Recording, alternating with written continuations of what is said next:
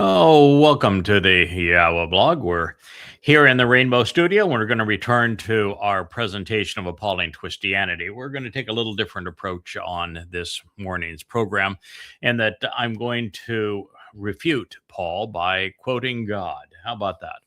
The first citation will be from the 19th Mizmowr, known to many of you as a psalm.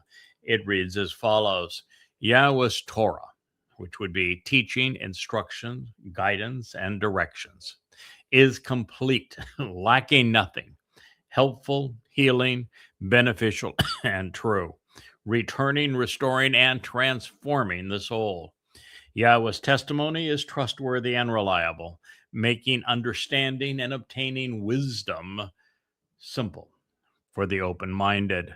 Mizmowr song, Psalm 19:7. Pretty hard to argue with that. If you have one citation, and we have many, many, many of them, that is clearly from God, that is in a book filled with prophecy and proof that it was inspired by God, and it contradicts what men claiming to speak for God said, those men claiming to speak for God lied.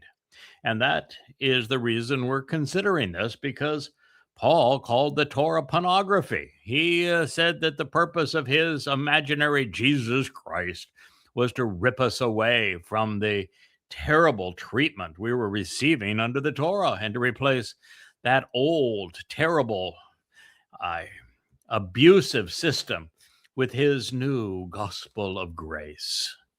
It was all pathetic. It was a disgusting lie. And this is just one of many statements that prove it. Let me read that again. Yahweh's Torah, his guidance and teaching, is complete, lacking nothing, helpful, healing, beneficial, and true, returning, restoring, and transforming the soul. By the way, that's all you ought to care about. Your body is meaningless. It's disposable, but not your soul. That's the reason why the whole Christian idea of their God being a man is so absurd, of men killing God and of the solution being bodily resurrected. I mean, it's three strikes of the stupid stick. Your body is meaningless. You can't get off this planet with a body. Oh, you can go visit the moon for a few days, but that's about it. You're never going anywhere with a body. God does not have a body. The body of God wasn't killed. The body of God wasn't resurrected. It's absurd. It's all about the soul. And your soul is either transformed such that it's enveloped with light energy, replacing your physical body, such that you can enter God's presence and leave the confines of 3D and enter the fourth, fifth, sixth, and seventh dimensions, or you're just simply going to die. Your soul will dissipate into nothing and your body will rot. Those are your choices. And therefore, Yahweh's testimony is trustworthy and reliable, making understanding and obtaining wisdom simple for the open-minded. Now, the following proverb, this same Torah, is called Tob, good. And that means, according to God, the good news and his Torah are synonymous. And that would make Paul's claims preposterous. Consistently listen, children, to the correct and disciplined instruction, Mutsar, of the Father, Ab, and pay attention so as to know and appreciate, Yada, understanding and discernment, making the proper connections to comprehend. For indeed, such teaching and learning, instruction and direction are good, they're beneficial and helpful. For this reason, I have given you my Torah. You should not forsake, neglect, or reject it. Al-Azab, Mashal, word pictures, Proverbs 4, 1 and 2. That's it, folks. You can't plaster a New Testament on top of what you're calling an Old Testament when your New Testament contradicts and condemns everything that came before? You want to create a God-forsaken religion? Be my guest. I don't care. But if your God-forsaken piece of crap religion is going to claim the inspiration of the God that it contradicts, then I've got a dog in that fight.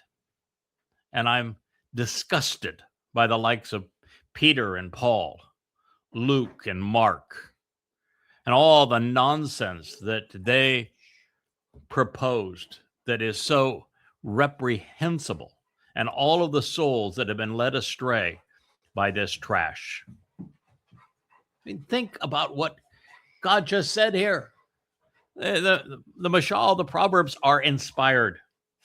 Consistently listen, children, to the correct and disciplining instructions of the Father, and pay attention so as to know and appreciate, to yada, understand, coming to comprehension by making the proper connections, bena. For indeed, such teaching and learning, instruction and direction, lakach, are good, they're beneficial, they're helpful, tob, proper, prosperous, favorable, pleasing, enjoyable, valuable, and healing. For this reason, I have given you my Torah, my teaching, my guidance, my instruction, and my directions. You should not forsake, neglect, or reject it. But Paul's first sentence in his first letter, the very first sentence written in Christianity, says that the whole purpose of his imaginary Iusu Christou, Jesus Christ, was to tear you away from the Torah. And God says, don't ever forsake it. Don't ever neglect it. Don't ever reject it. Somebody was lying. Who do you suppose was lying? Yahowah or Paul? Tough call, huh? So why are there 2.5 billion Christians who believe that Paul was telling the truth and that God was lying?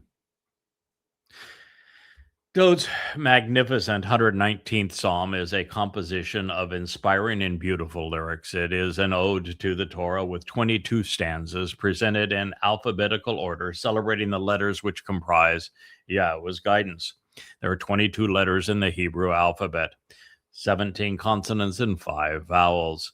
Dowd wrote the 119th Psalm to present the merits of the Torah in alphabetical order, beginning with Aleph and then Be'eth, and going all the way through the Hebrew alphabet, all 22 letters in alphabetical order, so that we might understand the Torah. He wrote, "You have actively engaged and accomplished good, beneficial, and generous things, which with and through your associate and co-worker." Oh, then who would be Yahowah's associate and co-worker? Couldn't be Jesus, could it? Because guess who wrote this? Dowd. So the great things, the good, beneficial things that God enabled were with and in association with his co-worker.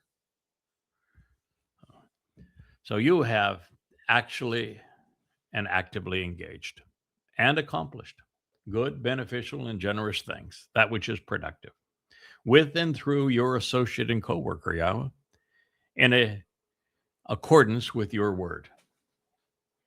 By the way, the word of God at the time was comprised of the Torah. There may well have been available to him the book of Shaphat, Judges, and likely the recordings of Yosha ben Nun.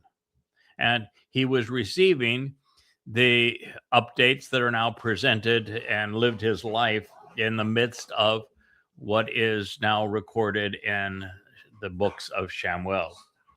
But that was it. That was the word of God. And the word of God, the centerpiece of it, is the Torah. The good and positive aspects associated with exercising good judgment, The whole process of informed and rational decision making, tamam, leading to understanding based upon the knowledge, dayath, teaches me so that I will benefit by choosing to respond appropriately. Tob is good, that which is positive, productive, beneficial, healing, beautiful, agreeable, pleasing. Good judgment as a result of informed, rational decision making is from tamam. Understanding, imperial knowledge, is based upon dayath. Have you ever heard that word before? Yep. Yeah, dayath. Dayath is introduced to us in the Torah in conjunction with one of the two trees. It is the Etz Dayath. It's the tree of knowledge. And dayath is represented to us as one of the seven spirits of the Towrah. The Towrah is also presented as a tree. It's the limb of a tree is what Towrah means, and it's described as an observant branch, a netzar. We are told that its roots are deeply established, and that it is fruitful and productive. And the etzah, the tree providing comprehensive counsel of dayath, are two of the seven spirits afforded the Towrah. And so Dowd is expressing here what he has learned from that very tree of knowledge. Teaches me so that I will benefit by choosing to respond appropriately. Dowd is crediting the tree of knowledge for his growth from really a horrible and desperate position that was sex and wine fueled at the low point of his life, but recovered as a result of the intervention in his life by the tree of knowledge. Indeed, in the terms and conditions of your covenant agreement, your mitzvah, I completely trust and totally rely because they are verifiable and enduring. This was Mizmowr Psalm 119:65. I was the first to actually detail and enumerate the 5 conditions of the covenant. There are 5. And there are 5 benefits of the covenant. Not surprisingly, 5 is the number of fingers on our hand, and not surprisingly, that there are 5 hands in Yahweh's name. So let's go through them. The first condition of the covenant is that we disassociate from religion and politics. The condition is to walk away from Babel, from the family of man, from the culture of civilizations. Babylon was the birthplace of the integration of religion and politics to control and fleece people. And as a result, God says, for us to be involved in a relationship together, the very first thing you must do is walk away from Babel. This commingling, that's what Babel means, commingling of truth and lies, of religion and politics, all designed to confuse. You'll note that Yahweh did not address Abram at the time, or Sarah, prior to them leaving Babel. And the same thing is true for the rest of us. God is not going to reach out to you, introduce himself to you, or commence a relationship with you, choose to be with you until you first reject religion. Look at Moshe. Where was he? He was raised in the most religious and political culture of the day, in Mitzrayim, in Egypt. He rejected it. He stood up against it, and he left it. And it was all the way around the base of Mount Choreb in Arabia, all the way across the Sinai, away from Egypt, that Yahweh introduced himself to Moshe. And he could not have done so until Moshe had distanced himself from religion. Look at even Dowd, the chosen one, the very son of God. He did not find Dowd with his father and mother. They weren't hanging around with them. No, he walked away. He was not part of that community of Israelis that had become like Goyim in their veneration of Sha'uwl as king. Nope, he was apart from all of that, hanging around in Bethlehem, tending sheep at 8 years old, all by himself. His father was a creep. His mother is unknown. So it's a pretty interesting instruction, isn't it? God followed through on it. He's consistent with it. When we first met, at least in this life, I had rejected religion and politics. It is a prerequisite. The second, God asks us to walk to Him so that He can perfect us. And I'm always cringe a little when I say this, perfect us. It's really more so that He can complete us, so that He can uh, completely remove our guilt. And the way that He goes about doing that is He had His beloved son, Dowd, fulfill matzah after Pesach, carrying our guilt into Sheol to deposit it there, never to be seen again. And in that process of carrying our guilt into Sheol, we are completely clean from God's point of view and therefore totally innocent. And so God is asking us to allow Him to perfect us. Now, this is participatory. We must come to embrace not only this condition of the covenant, but also answer the invitation of Pesach, Matzah, and Bikurim, where this takes place. And to do that knowledgeably, beneficially, we must know what Pesach, Matzah, and Bikurim represent, how they were fulfilled, and how we go about capitalizing upon them. And for that knowledge, this 7-step path that Yahowah introduced for us to be part of His family, it was showcased in Mitzrayim with the first Passover causing the door to life to be opened. And the children of Israel, however, did not leave Mitzrayim, Egypt, on that day. No, they left on matzah, separating themselves from the imposition of religion and politics. And so we must understand how these 2 days work together. And we must appreciate the fact that in Rabbinic Judaism, they have completely eliminated matzah and they've turned Passover into a 7-day holiday. God's view is entirely different. From God's point of view, the celebration, the chag, is matzah. And Passover just happens to be the first day of chag matzah, with firstborn children being the third. So if you're going to be part of God's family, you need to walk to Him in a manner that enables Him to completely free you from your guilt. And this occurs during the celebration of Chag Matzah, which Dowd, as the chosen one, as the Son of God, as our Messiah, fulfilled in His second of 3 lives when He took our guilt away from us and deposited it in Sheol, which is akin to a black hole, so that it is never seen again.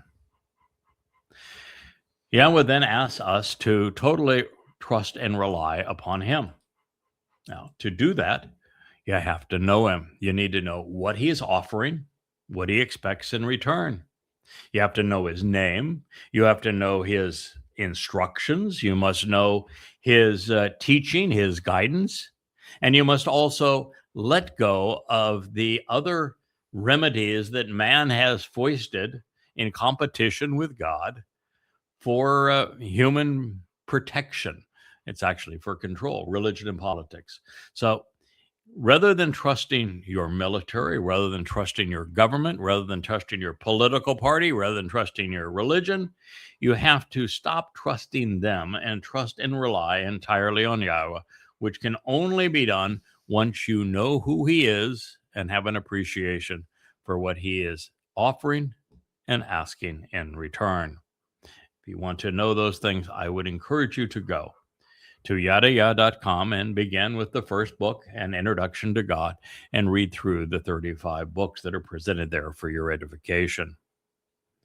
The fourth condition of the covenant is to observe, closely examining and carefully considering these very terms and conditions I'm sharing with you, and understand how they are integrated into the fulfillment of the Moed Mikra, of which there's seven: Pesach, Matzah, B'Kodim, Shabuah, which is upcoming, Towrah, which will be the first of the three celebrated in year 6000 Yah, just 7 years from now, Towrah, Kippurim, and Sukkah, where on Yom Kippurim, Yahweh returns with Dowd, the Messiah and King, and on Sukkah, we re-enter the Garden of Eden and have 1,000 years to demonstrate that we can be trustworthy and reliable in God's sight.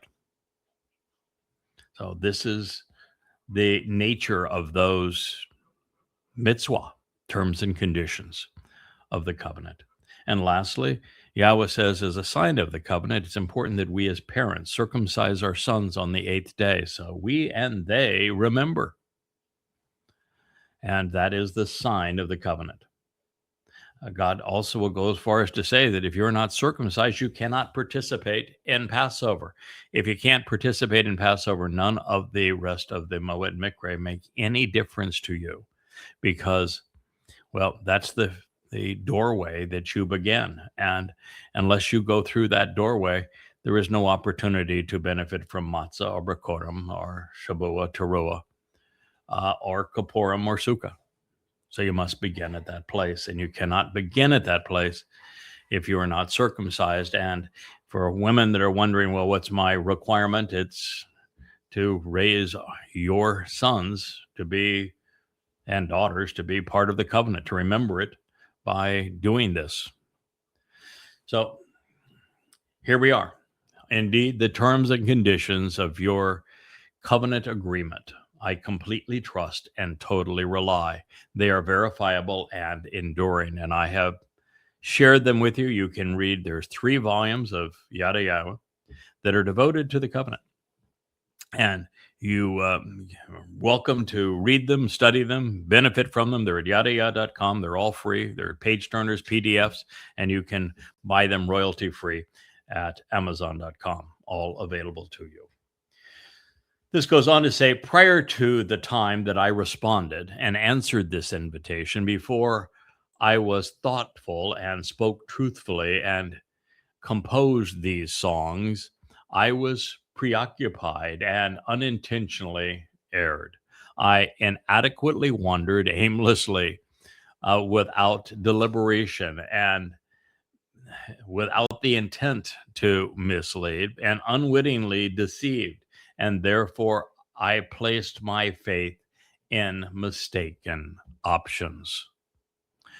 Well, that may be just a bit of a softening of what he did, but we'll say, okay, we're glad that you recognize that before the intervention here, and that you were kind of read the riot act, if you will, before you were confronted very directly by someone with the knowledge of Yahowah and of what he was offering and expected in return, and who you, Dowd, are in this regard.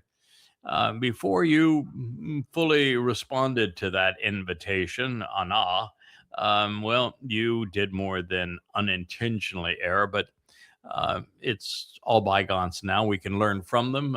You recovered, and that's a very good thing. He goes on to say, but now at this point in time, literally keep my eyes focused upon, carefully observing, closely examining, and diligently exploring your word, your instructions, and your promise. Ra. That would be Mizmowr 119:66. You are good. You're Tob, generous, pleasing, enjoyable and festive, beautiful and pleasant to be around, Yahowah. Boy, that's a far cry from where he was in the 51st Mizmowr, isn't it? Oh, yeah. Our son has grown up to be a man, and are doing what is good and beneficial by helping me learn, becoming better acquainted while teaching me how to properly respond to your clearly communicated prescriptions of what I should do to share life with you. 11967. Once again, it has become apparent to me, and we've been speaking of this in our upstairs library studio as we develop the last word picture, that most of the Mizmowr that Dowd wrote, he wrote late in his life, after he fell precipitously and was lifted back up by being taught clearly and unambiguously by a surrogate mother and father who shared with him exactly who he was, what he represents, what he would accomplish, and what Yahowah was trying to achieve with him, such that he changed his attitude. Prior to that time, Dowd became Yisrael, repugnant, argumentative, blaming everyone but themselves, including God, and lashing out at God. And in fact, the 51st Mizmowr, which conveys this, Dowd did the same thing that Israel has done, erased God's name. Wouldn't even say it at the time. And so it is a metaphor for everything that that Israel had become. But as there was recovery for Dowd, as you can hear in these words, so is there recovery for Israel. And as it would transpire, the same person who taught Dowd what he needed to know to capitalize upon, to resolve his issue and to become better acquainted, taught to properly respond to God's clearly communicated prescriptions in life, is the same person who will lay down his life to resolve the same problem with the mortal remnant of Yisrael just 7 years from now. God starts with a plan, picks the characters in his story, and he sticks with them. The infamous, self-motivated, and presumptuous liars, they mislead. They deceive with their speeches, promoting worthless beliefs, smearing and slandering me with misinformation. These scribes conceal what I have said by plastering over me with their message. Well, there's 3 religions that are all based to either a tremendous extent, a great extent, or some extent on doing this very thing. The religion that was actually codified first among those 3 Abrahamic religions would be Christianity. You see, Judaism, as we know it today, didn't exist until Rabbi Akiba founded it in the 2nd century. Christianity was created by Paul in the 1st century, beginning with his letter to the Galatians. And it is Paul who claims that Dowd, was dead and buried and therefore excluded from heaven. And as a result, that it was appropriate to steal all of the titles and accolades and achievements of Dowd and slather them onto his caricature of Jesus Christ, someone who never actually existed. And so that is what he is speaking against. But rather than refuting that by citing things like Mizmowr 119:68, to refute the new religion of Christianity and its misappropriation of Dowd's titles and achievements, Rabbi Akiba foisted another false messiah on the Jewish people, fighting one lie with another lie, and caused the diaspora, caused the renaming of the land to be Philistia, creating the problem that they're fighting today twofold over. And so the father of Judaism became a great deceiver, trying to deceive to take attention away from Paul's deception.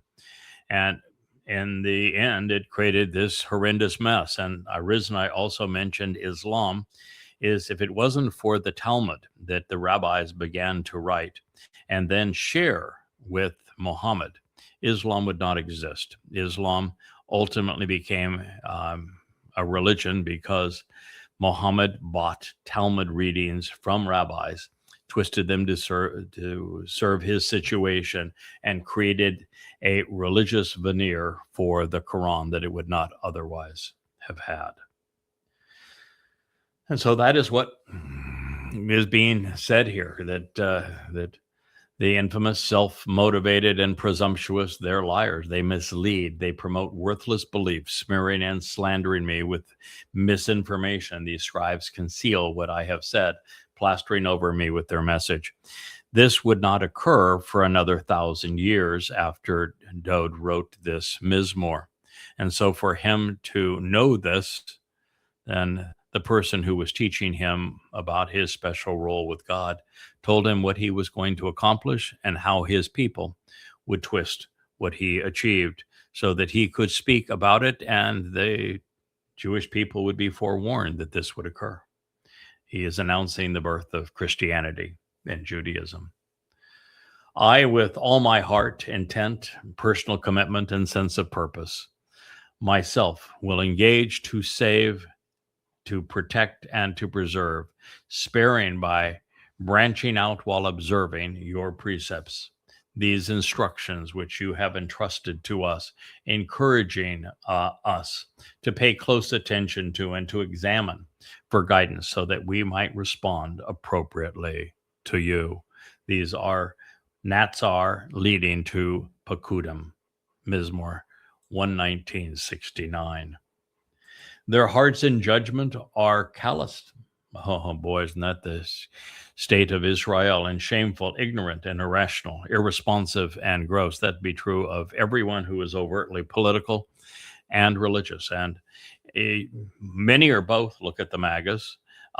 Some are one. Look at the Marxists. Others are, various blends of these things. Some are Jews, some are not. But the fact is that Jews have become the most universally political and or religious people on earth. And as a result, their judgment is calloused, it's shameful, it's ignorant, it's irrational, unresponsive, and gross, similar to leopard tissue, both fat and scummy. I myself, he says, delight and show total enjoyment forever, anointed and bound to your teaching and guidance, your Towrah. Mizmowr 119:70. So Dowd told us the truth, boldly and without equivocation. So why would anyone in their right mind accept Paul's word over the Messiah's testimony? Wouldn't that be stupid? He just said that he is our Savior and that this result was enabled through the Towrah, which is the opposite of what Paul claimed. While at the same time, the declared Son of God warned us about Sha'uwl with no uncertain terms, as well as against Akiba.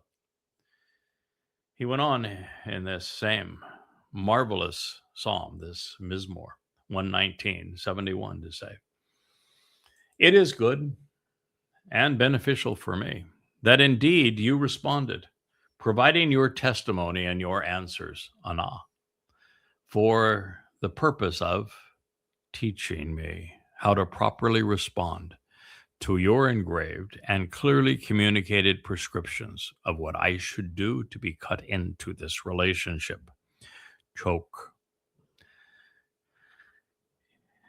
Yahowah and Dowd were not on speaking terms from sometime around the moment where Dowd was bringing the Ark of the Covenant into Jerusalem and had a tizzy fit over how God intervened in the process and killed the man who tried to manipulate the picture that God was conveying of having the bull carry the Ark of the Covenant into Jerusalem.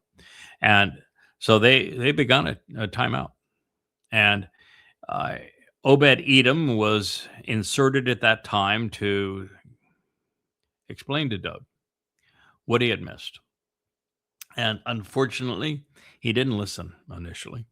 And it became worse because we go through that period and we find ourselves in 2 Samuel after passing through 2 Samuel 6 and 7, which are very interesting and also glorious stories, troublesome stories with a marvelous rendition and ending. We enter a troubled time, and that troubled time culminates in disaster, as is presented in 2 Samuel 11 and 12. That's the darkest moment in the whole human experience from God's point of view. And so after that, we have Dowd's daughter being raped by his son, Dowd's third son, Absalom, killing his firstborn over it. We have then Absalom usurping Dowd's authority by making all manner of claims on his behalf and against his father. And then a coup that most Israel sided against Dowd, and he was run out of town. And it's just a mess. And this was all precipitated by Dowd becoming a terrible king, terrible father, terrible husband, terrible example, when he decided that he would covet another woman when he already had, well, at least 20 some odd, so that he had a different woman for breakfast, lunch, and dinner 7 days a week, is where he was, and decided, I got to have one more. And that one was another man's wife, and he had that man killed. And then rather than own up to it, he doubled down and attacked God over it.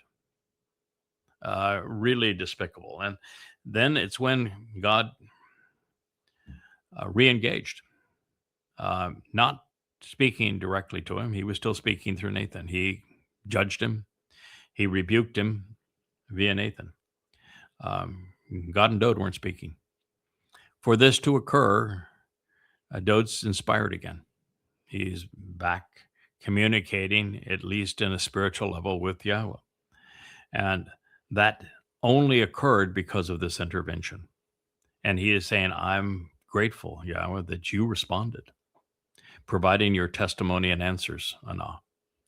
And we're just now coming to an appreciation of how that occurred with the man who co-authored the 89th Mizmowr with Yahowah, delivering it to him at this time. And so he provided the teaching on how to properly respond to God's engraved inscriptions for what we should do in life to live. The Torah, he concluded, its teaching, instruction, directed, and guidance of your mouth is better and more prosperous for me than thousands of gold and silver coins. Psalm 119, I shared with you 65 through 72. And that Dowd, David, is speaking to, and on behalf of Yahowah and his Torah. His insights and perspective regarding both are relevant to this discussion, are they not? It is little wonder that Yahowah anointed him the Masiach and refers to him as his beloved son. In the 25th Psalm, we find him saying, and this is important too, the rebellious guilt of my youth. Well, I'll have to look up Nahum Rim, because when Dowd did the dastardly deed, he stooped to the lowest point in his life. He was 56 years old. Now, is that a young man by the standards of he gets 3 lives, and he is now at the very least 3,000 years old? If he was first introduced to us 3,000 years ago, he's at least 3,000 years old. I can't tell you on that one, but I can tell you that he had a little issue with rebellion, just a touch of my youth. And rebellion, do not remember, as your love and mercy for me is recalled and memorialized. Well, let's just be clear here. At this point in time, God not only didn't forget, he memorialized it. It's there for all of us to read in Shamuw'el, particularly the episode where he had a conniption fit over Yah's handling the moving of the Ark of the Covenant. And then how God responded so negatively to him over the Bathsheba affair. So the details of all that is known. Dowd's response in his letter that he had the light of Uriah carry to Joab so that he would be assassinated is gruesome. And then his ongoing vitriol against God in the 51st Mizmowr is such that, no, it's known. Now, the question really is, since Dowd not only manned up and he learned the lesson so that he rose after having stumbled, which is the key thing that God was interested in. God's not interested in us being perfect. That would be a waste of time. We'd have no interest to him. There would be no benefit for anyone if we were perfect. What God is interested in is us completing the job. And the job is to listen to him, to be thoughtful regarding what he says, to respond to him, and to see it through, not to give up, to show that we're dependable, we're reliable, particularly if we're mistaken, that we get when we learn something new, that we correct what we've said that is wrong and learn from it and move on, and we stumble and fall, we get back up and get going, wiser, stronger, and more experienced for it. So that is a lesson God wants us to know, and that's a lesson that his son, Dowd, learned the hard way. So it's not to be forgotten. It's to be understood.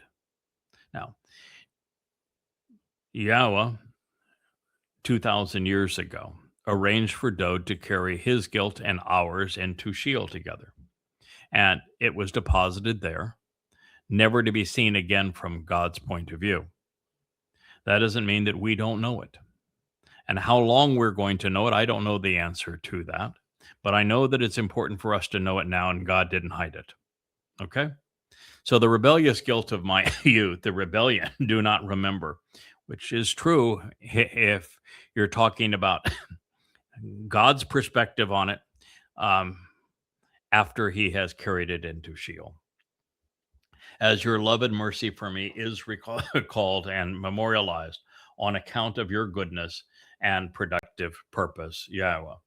Well, Yahweh's productive purpose and goodness, Tob, carried out through Dowd is the fulfillment of Pesach, Matzah, and Bakorim. The fact that Dowd did these things, I'm convinced, is the single greatest discovery in human history. And right next to that is the realization of how Dowd finally earned the trust of Yahowah such that God allowed his son to perform in this way.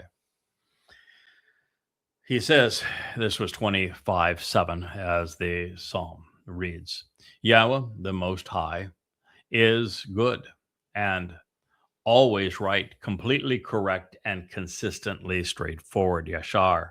Therefore, he is the source of teaching and instruction, and he guides and directs Yara, the guilty, the Chata'ah, who have missed the way, with the way, Barha Derek.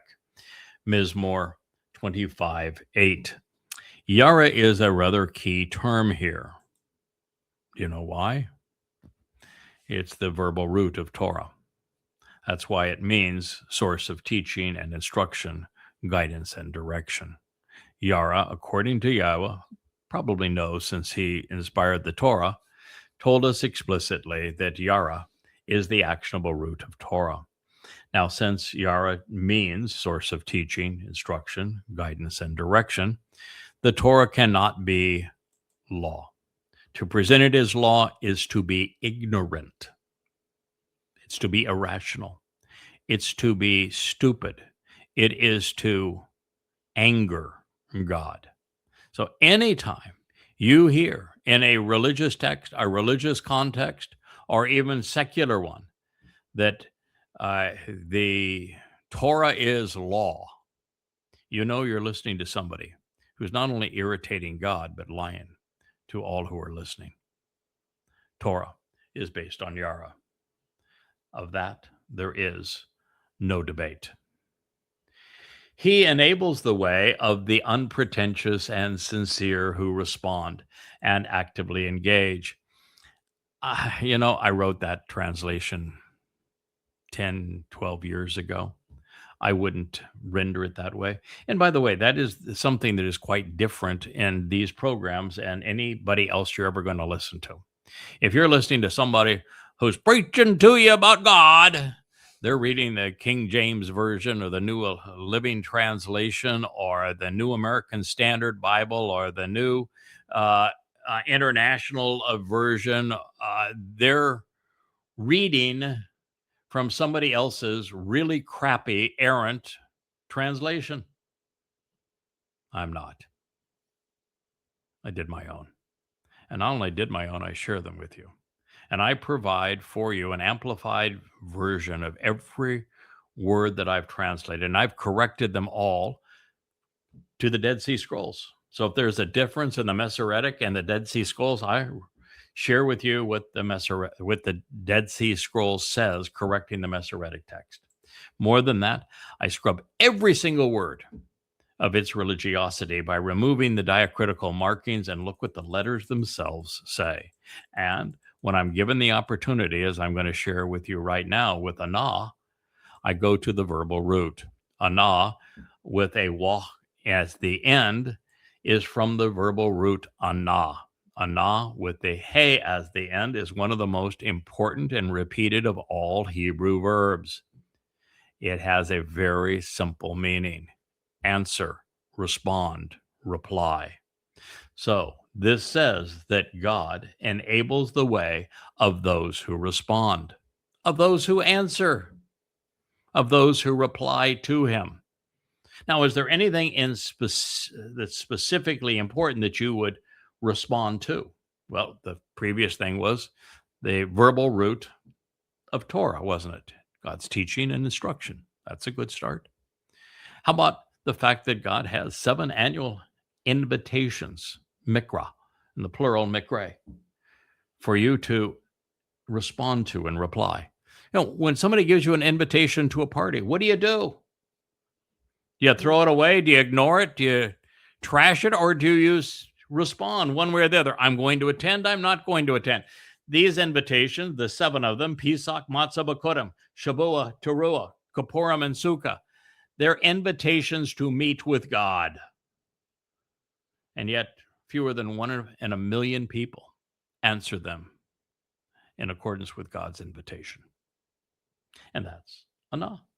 God enables the way through his Torah guidance of those who respond to him. With this means to exercise good judgment to achieve justice by resolving disputes. I explained mitzvah momentarily. This is misfat. Misfat's not tough. It's just mitzvah and misfat are exceedingly easy words to render. Misfat is based upon shafat. And shafat is the Hebrew word to judge, to decide, to render a rational conclusion from the evidence. Mitzvah is from Sarah, which means to instruct. The addition of the M, either as a my or ma sound before shafat or Sarah, means I want you to ponder the implications. It's an interrogatory. And it says, you should ponder the implications. You should question. You should think about. You should want to know the answers pursuant to exercising good judgment, pursuant to the instructions and directions that God has provided. These are not religious terms. They're very specific, thoughtful things that you can process in your mind when you know what the words say. He provides the information to teach, lamad. God wants to teach us. Now, at least he wants to teach those who, anah, respond to his way. There is this mythos that exists among a bunch of misguided people that if someone like Dowd is speaking for God, it's because God did a data dump. He just gave him all the words. So every word that Dowd said would be true. Perfect, true. Not the case. Not the case. Wasn't even the case with Moshe. It isn't the case with anybody. God does not do data dumps. He does learning. He does teaching. He gives us the information that we need to observe, to consider, and to engage with such that we can process it, come to know, come to understand, and then decide based upon the evidence. He teaches. And the process of teaching, and maybe some of you are either grown up in the Gen Z era, or you're so old like me. Well, I'm at least 5,000 years old, so I'm pretty old. I'm actually not kidding here. That you don't remember the process. So let me just explain it to you. You started in kindergarten, and then you went to first grade and second grade. And you may have ended with a college education or even graduate school. You may have written, like I have, 35 dissertations. But the fact of the matter is, you didn't study trigonometry in first grade. You didn't learn the rules of logic and rhetoric, well, at all if you're Gen Z, because they don't teach them anymore. But you would have learned them, a lifetime ago if you're, a seasoned citizen. But the fact is, you don't start there. You start with Dick and Jane, right? You don't start with Shakespeare. You don't start with something that is sophisticated and thought-provoking, because you don't have the capacity to process it. You have to have a foundation. You start in math with just knowing, recognizing the numbers, and then understanding the correlation between numbers, and then being able to add them. And then you learn how to subtract them. Then you learn how to multiply them. Then you learn how to divide them. And then you learn how to correlate various mathematical equations or shapes or concepts around them. You have to begin with a foundation. That's how teaching works. It's something that takes time. It's a disciplined process. You have to engage in it, or it does you no good whatsoever. And the only ones that God's teaching will benefit are those who are responsive. All of the mannerisms and conduct of Yahowah are merciful and beyond reproach, just said. They show favoritism, by the way, would be another word for that. And they are trustworthy and reliable. They're a myth, because God has integrity. For those who are preserved by Natsar, those saved by his family-oriented covenant relationship, his bereth. That would be a problem for the religious. In Judaism, there is no salvation in Judaism, but even when they feign it, is it ever based upon the bereth? Do they say, well, you've accepted the 5 conditions of the bereth and you've done everything that God instructed, so therefore you're saved? Did they ever say that? No. Never. Is there anything in Christianity that says, well, salvation according to the Psalms, this is a Mizmowr, comes by way of the covenant relationship? No. They never say anything Never. about the covenant. In fact, they do. They replace it. Well, Paul said in Galatians that the Torah's covenant was with Hagar, and therefore it enslaved, which is why he replaced it. So he says that the covenant condemns and enslaves, and that he came up with his own to replace God's, because he's smarter than God, I guess. Truth. Now, the salvation comes from the covenant. If you're not part of the covenant, you have no hope of salvation, and you can't be part of the covenant without meeting its 5 terms and conditions.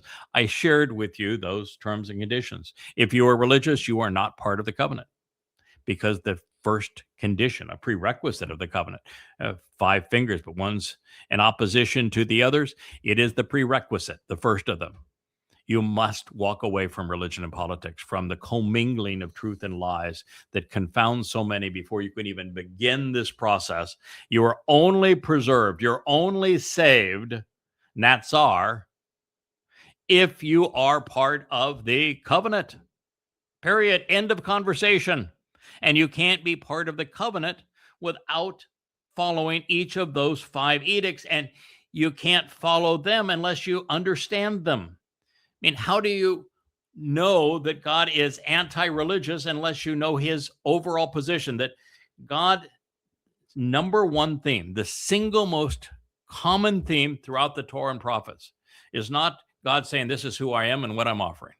It's God saying, this is not me. And if you are religious, you're upsetting me, you're distancing yourself from me. It's a condemnation of religion, is the number one theme.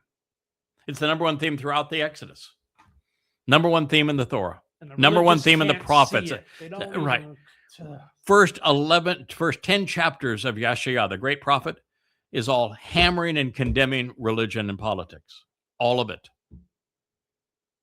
So you can't be part of the covenant while you're religious and political. That's why I speak out so vehemently against religion and politics. It is impossible for you to be saved without being part of the covenant. And if you are part of the covenant, you have disassociated from religion and politics. You can't even sniff it until you do, which is why we have to condemn it. And the next 2 terms of the covenant require you to walk to God along the path that he has provided, to totally remove your religious and political corruption, your guilt, and to trust God in this process. So, until you have done that, become observant regarding these conditions. You can't be covenant, and until you're covenant, you can't be saved. Simple. So all the mannerisms and conduct of Yahowah are merciful and beyond reproach, and they are trustworthy and reliable for those who are preserved by his covenant and his enduring witness and restoring testimony, Edah. Pretty straightforward. Absolutely straightforward. God's only merciful. He is only loving. He only shows favoritism for those who trust his presentation of and are preserved and saved by his Bereth covenant. Period. He doesn't love everybody. He's not merciful to everybody. He is only merciful to those who trust and rely upon the conditions of and the benefits of the Bereth, as they are reliably and dependably presented in the Torah and by his enduring and restoring witness and testimony. Do you know that God designates 2 restoring witnesses to convey his eternal testimony? And while you don't have to know who they are to benefit from his covenant, you would be hugely benefited if you do, because God has provided well over 1,000 evidences of who they are, exactly who they are. And the reason he does this is because God's very clear. When Miriam, Moshe's sister, came up to him with Aaron and say, we too speak for God. First of all, we dislike your wife, and now we've been spreading all sorts of lies about her, by the way. And as a result, we too speak for God. So God intervened at that point, and he says, no, you don't. When somebody speaks for me like Moshe, there's a reason that I've chosen them. And the reason for Moshe was, nah, he was responsive. But what he says is they know it and you know it. I make it absolutely clear. God has made it absolutely clear who his Ida are. And the reason he makes that clear is if he's speaking through someone, you ought to listen. You ought not speak over them. You ought not condemn them. You ought not criticize them. You ought to listen. He makes that exceedingly clear. You ought to look up, try to figure out who the Nakar is. Sometimes it's presented as Nakri, which would mean my Nakar. It's an observant foreigner. Who the Towrah is means a branch from the fallen tree that once represented Israel. You ought to figure out who these people are. You know, Christianity is a religion that grew out of a non-prophecy. There is no prophecy of a returning Messiah. None. It's the same thing with Judaism. It doesn't exist. God acknowledged who his Messiah is. His Messiah spoke to us and told us what he was going to achieve. In fact, I happened to have been there at the time, 555 BCE. We went into Babylon to speak to Daniel, who was a real jerk, but he was at least literate, and so he would write it down. He was Gabriel, I was Michael, one who is right about God, one who is courageous and capable as God's man. We were there. We said exactly what was going to happen. We did not tell you to hang around looking for a returning Messiah. We told you the exact date that Chag Matzah would be fulfilled in 33 CE, the exact moment in year 4000 Yah, and then what would happen after that, and what would happen before that, and what the purpose was, but you weren't listening. What there is, however, is copious prophetic presentations about the arrival beginning in the Torah itself about the Nakar. And rather than just a single one line, by the way, it's not even recalled in the Dead Sea Scrolls, but one line in Daniel. There's a whole chapter of Verbatim on the Nakar. It's the culmination of the speech, which is the real Sermon on the Mount that Solomon gave at the commencement of the house for Yahweh's name on Towrah about the Nakar. And he goes as far as to say, when he arrives in the last days, you better listen to what he has to say because it's your only hope for salvation. When there's an entire chapter of Yeshayah, the great prophet, the 11th, devoted entirely to the Towrah. When there is a mashal, a proverb, devoted in its entirely to the Towrah, and that person's arrival and what they will say and what they will write and how God inspired them, and no one's looking for him? What's wrong with you? Why is your head up your tuchus? God speaks of bringing back his Ida. You don't even know who they are. You don't know when they're going to arrive. You don't know what they're going to say. Why? Because you're not listening. Why? Because you're not part of this covenant. Why? Because you're not responsive. You don't even know Yahweh's name. That isn't true of the family that has gathered around these words, who has read these books, who's gone to Yahowah.com and read through most or all of them, and who listens to these thousands of hours of programming and teaching.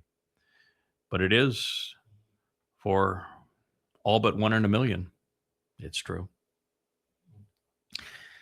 As a result of your name, Yahweh, that is not your name, Lord. It's not your name, God. It's not your name, Hashem.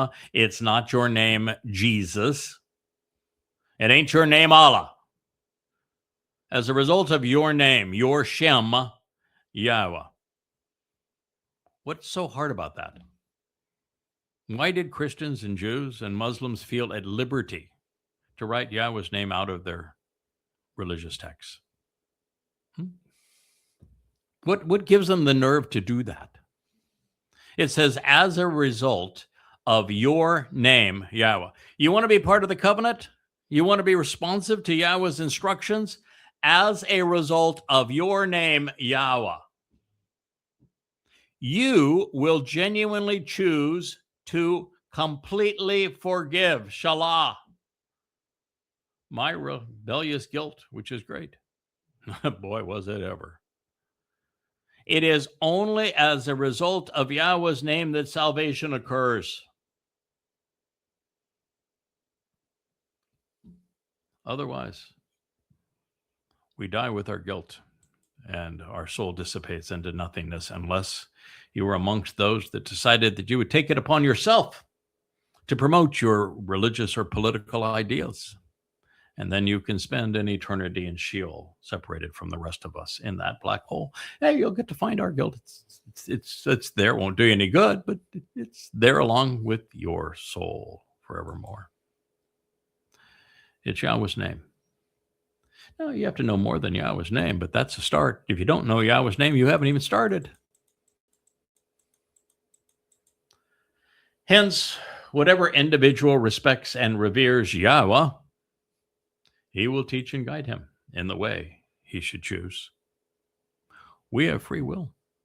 We do. However, God's not going to approach, to teach, or to guide anyone who does not start with a respect and reverence for Yahweh's name. And if you're one of those people that we don't know how to pronounce it, it's sacrilegious to say it, you're pronouncing it wrong. What gives you the right to say it's be pronounced this way versus some other way? I didn't have my head up my tuchus. I read what God said. Yahweh, when he approached Moshe, told him first and foremost that his name was based on the verb haya. There are 4 letters in Yahweh's name, 2 of which are repeated. And of those 3 letters, 2 of them are in haya. Haya is a verb. It means exist, was, is, will be. It was written in first person. I am, I was, I am, I will be. It was written around my favorite of all Hebrew words, Asher, for the benefit of the relationship, to show the way to get the most out of life, Asher. It's Ehaya, Asher, Ehaya.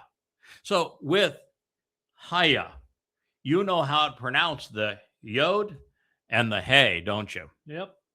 No question about it. No question. What book did Yahweh reveal his name to Moshe in? In the beginning. In the Torah. In the Torah. How do we pronounce, where do we get the O sound in Torah? That would be the Wah. The Wah. That's the only letter that's not in Haya. It's the Wah. Look at Torah. Do you think that nobody knows how to pronounce Torah? Or are you just fooled by the religious because they take the Wah out of it and write it as if it doesn't have a Wah? I'm here to tell you that Yahweh spelled Torah 100% of the time with a Wah. And that's how you get the O sound. And if you don't like that one, what about how do Jews greet themselves? How are they? Yeah, and how long have they said that? Thousands of years. Shalom. Where do you think the O sound comes from in shalom? Wah. The Wah. So, with shalom, with Torah, and with, by the way, with about 1,000 other Hebrew words, and with Haya, and with about 1,000 other Hebrew words, the pronunciation of Yahweh is straightforward. It is irrefutable. The Yod, the He, and the Wah are all vowels. All of them. There are 5 vowels and 17 consonants in the Hebrew alphabet. We even get the word alphabet from the first two letters in the Hebrew alphabet, Aleph and Be'eth. It isn't difficult. The reason it isn't known is because the religious don't want it known. Because if it is known, Christianity evaporates. Because God's name isn't Jesus. It isn't Christ. It isn't Lord. And Judaism goes bye-bye because God's name isn't Hashem. It's not G-D. It's not Lord. It's Yahweh. And that means they lied about the most fundamental of all truths. And so the rabbis can't be trusted. And of course, Islam goes poop for 1,000 other reasons, but God's name's not Allah, it's Yahowah. Hence, whatever individual respects and reveres Yahowah, Yahowah will teach him and guide him in the way he should choose. Basar. Basar is Yahowah uses it to describe Dowd as his chosen one. Basar expresses free will. You have a choice. You can respect and revere Yahowah, and he will teach you, or you can choose not to. And once you are receptive to Yahowah's individual teaching based upon recognizing and respecting and revering Yahowah's name, then you can choose whether or not you want to accept his way or not. God's got a way. Pesach, Matzah, B'Kurim, Shabuah, Towrah, Purim, and Sukkah. He has a way. He has a covenant. He has a Torah. He ain't changing any of it for you. You can either accept his way or go bye-bye. Choice is yours. But you don't have the choice to do what Paul did, which is to condemn God's way and to replace it. You don't have a choice to do what Rabbi Akiba did, which is the exact same thing. You don't have the choice to do what Muhammad did. Oh, you got the choice, all right. But you have the consequence, which is an eternity in hell, Sheol. Or you can simply choose Yahowah's way once you come to respect and revere his name, and you have capitalized on the teaching and guidance he has provided. What do you think is the verb that was used here to address teaching and guidance? Would it be that Yara word again? Yep. Just maybe? It is. So therefore, Torah, which is based upon Yara, couldn't be law, could it? No. How many Hebrew words are there for obey if there was a law? None. None would be the answer. When you see obey and your Bible translation, they're corrupting the meaning of Shama, which means to listen. His soul, in the most favorable, pleasing, and festive circumstances, will dwell and endure, and his descendants will inherit the realm. Mizmowr 25:13. So, what matters, your body or your soul? Your soul. That's all that matters. God's never going to save your body. If you really love your body, you're in trouble because it's never going to be saved. God can't do anything with you while you have a body. He can equip and teach your soul so that your soul can be transformed into radiant energy and light and be empowered and enriched and enabled in that way. But your body is meaningless. It's your soul is the only thing that counts. So your soul, in the most favorable, pleasing, and festive circumstances, that's that word Tob again. You know, it's not hard to come to understand the words when you know what the word means. Nefesh batob, soul in favorable circumstances, will dwell and endure, Lynn. And his descendants, his seed, his zera, will inherit. Yarash means to inherit. Eretz, the realm. Material realm, the world, the earth. Now, this is interesting because what God has to say here is that we're coming full circle. Eden, the Gan Eden, was a microcosm of the planet Earth, which is a protective enclosure conducive to life. And when God caused the fall of man, so that we would then have the opportunity to demonstrate that we could be trusted, that we would listen to him, respond to him, and then become reliable with him, that God is reopening Eden. He's going to get rid of all the religious and all the political and all the militaristic and all the conspiratorial and all the anti-Semites. Going to get rid of all of it. And then he is going to allow us back into Eden, have 1,000 years where all of those who have not already become covenant have the opportunity to inherit the entire earth. The entire planet is going to be depopulated by a lot. It's only about 1 in a million people that are going to avail themselves of this. And then during that time, we have the opportunity to teach you how to respond properly to God. and you're going to inherit the realm, the material realm. And ultimately, we inherit all of the material realm, which would be the entire universe, all 6 dimensions of it. A very close and intimate fellowship with Yahowah is certain for those who respect and revere his covenant. And he makes known to him Yada.